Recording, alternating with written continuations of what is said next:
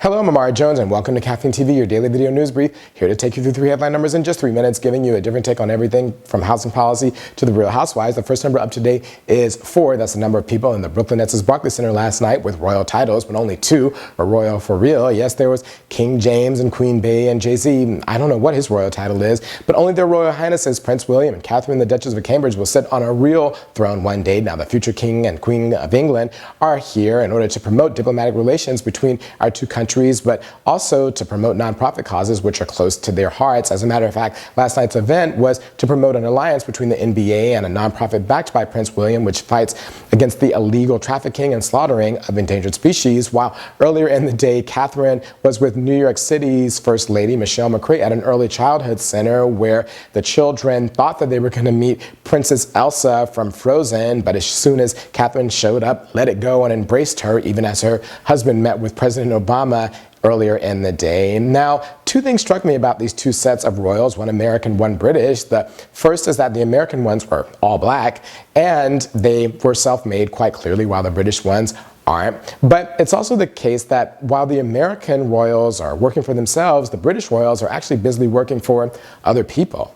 The next number up today is 11, speaking of last night's event, and that's the number of NBA and NFL players who have protested the grand jury's decision in the Eric Garner case by wearing protest messages on various body wear, shirts and t-shirts and the like, with messages like "I can't breathe." It all started with Derrick Rose of the Golden State Warriors, and then moved on to Reggie Bush of the Detroit Lions, and then ended up with last night members from both teams, the Cleveland Cavaliers and the Brooklyn Nets, wearing the messages, including LeBron James. Now, these types of demonstrations may not seem like a big deal, but as Jamila King of Colorlines told us in our interview with her, they actually are. That's because every aspect of these players' lives is policed, including what they can say. As a matter of fact, the NBA and the NFL can fine these players for these actions, and we'll just have to see what they do. But these are also signs of a growing discomfort with players with their golden handcuffs and the balance of power between them and the owners.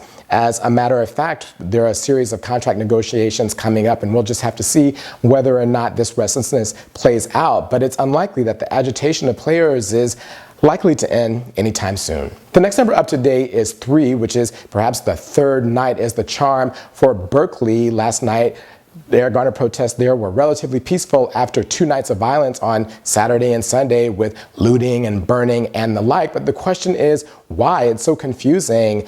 Dozens of protests in the United States and around the world have been peaceful, with people laying in and taking over stores, but no violence. Well, the Christian Science Monitor explored this and came up with 2 possible answers, which are really interesting. The first is that anarchists seem to have infiltrated the peaceful protesters in Berkeley, and as a matter of fact, fistfights have broken out between the anarchists and the peaceful protesters. But also another issue has come up, and it's one that we saw in Ferguson, and that's police militarization. Apparently, Berkeley has called in reinforcements from surrounding counties, and those police came in up-armored and locked and loaded, ready to fire at will, not used to these type of demonstrations, and they turned violent. And it just shows you what police militarization does when it's introduced in a democracy and amongst peaceful protesters. But let's just hope that the peace holds. The Berkeley police were largely out last night and sent the other police back to their home counties.